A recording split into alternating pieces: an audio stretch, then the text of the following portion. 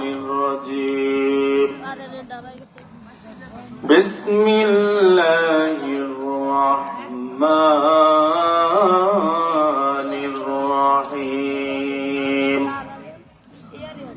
قل هو الله أحد صدق الله مولانا العظيم اللهم صل على سيدنا ونبينا وشفينا وحبيبنا ومولانا محمد صلى الله عليه وعلى آله وصحبه وبارك وسلم আলহামদুলিল্লাহ।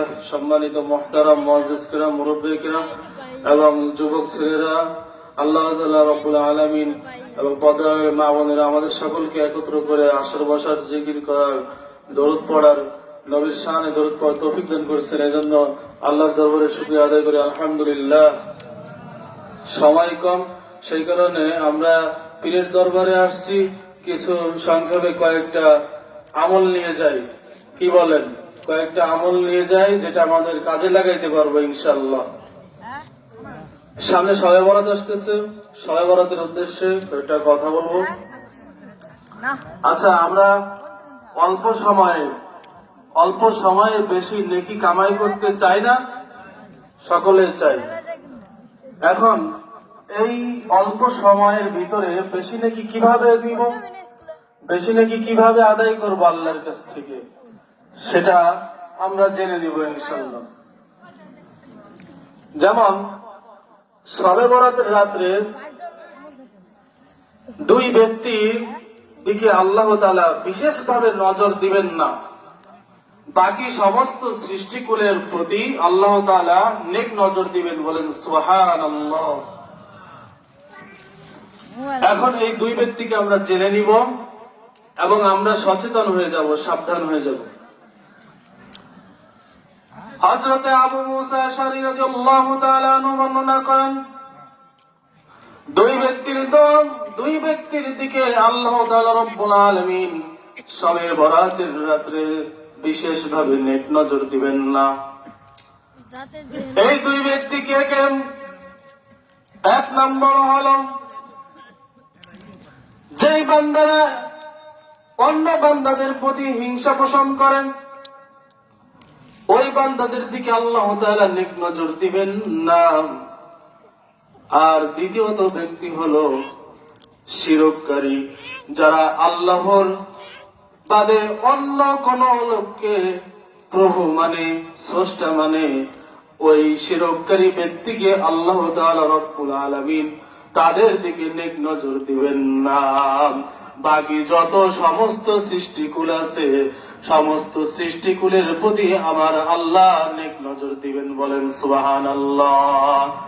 আল্লাহ সূরা পারি না? সকলের পারি। তাহলে কত সহজ নাকি কামাই করা।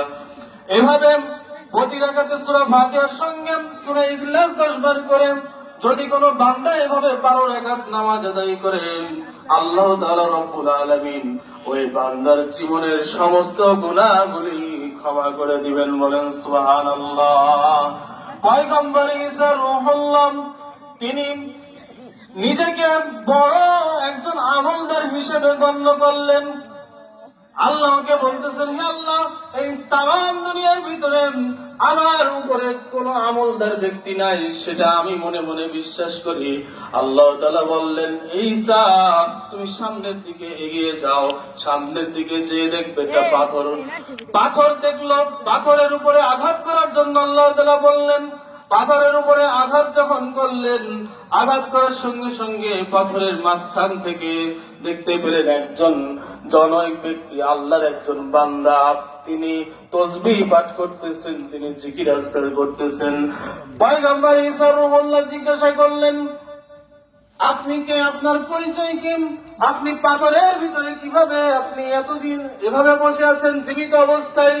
ওই ব্যক্তি বললেন, আমি পাথরের ভিতরে এভাবে জীবিত অবস্থায় বসে থাকার মানে কি, এর পিছনে আমার জননী মায়ের দোয়া আছে। বলেন সুবহানাল্লাহ। মায়ের দোয়া তাহলে কত শক্তিশালী! এই মায়ের দোয়ার কারণে আমি 400 বছর ধরে এখানে জীবিত অবস্থায় আল্লাহর ইবাদতে মশগুল আছি। বলেন সুবহানাল্লাহ।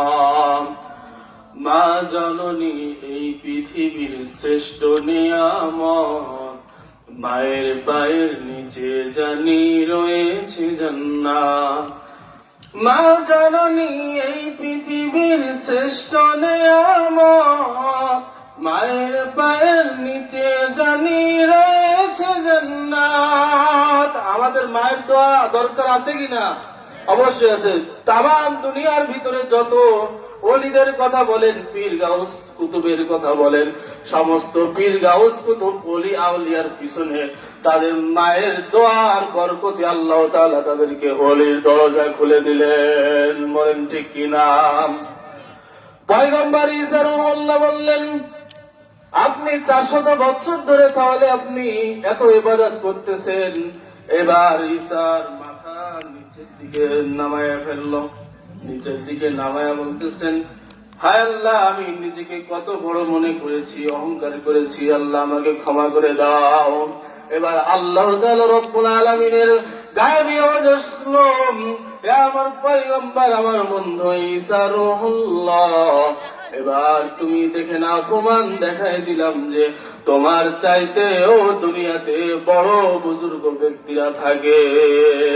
এবার ঈসা আলাইহিস সালামকে আল্লাহ তাআলা রব্বুল আলামিন জানায় দিলেন, এই শবে বরাতের রাত্রে কোন বান্দারা এবং যে আমলগুলো করবে, সারা রাত ধরে যে আমলগুলো করবে, এই যে বান্দারা সারা রাত ধরে তাহাজ্জুদের আমল করে, যে বান্দারা বছর ধরে নেক আমল করে, বিভিন্ন নফল নামাজ নফল রোজা করে, এই সব কিছু যে আমল হয়, শবে বরাতের এক রাত্রে যদি কোনো বান্দা আমল করে, তামাম বছরের চাইতেও বেশি নেকি আল্লাহ তাআলা ওই বরাতের রাত্রে দিয়ে দেন। বলেন সুবহানাল্লাহ।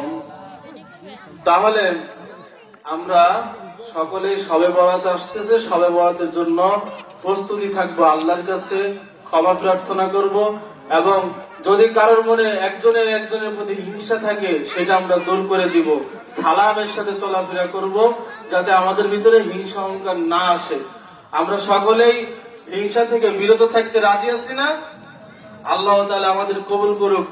আর শবে বরাতের নামাজ এবং আমাদের জরুরি 5 ওয়াক্ত নামাজ, এই 5 ওয়াক্ত নামাজের পাশাপাশি নফল নামাজ আমরা যারা পড়বো, না পড়লে না পড়বো, কিন্তু আমাদের গুরুত্বপূর্ণ ইম্পর্টেন্ট 5 ওয়াক্ত নামাজ আদায় করা ফরজ।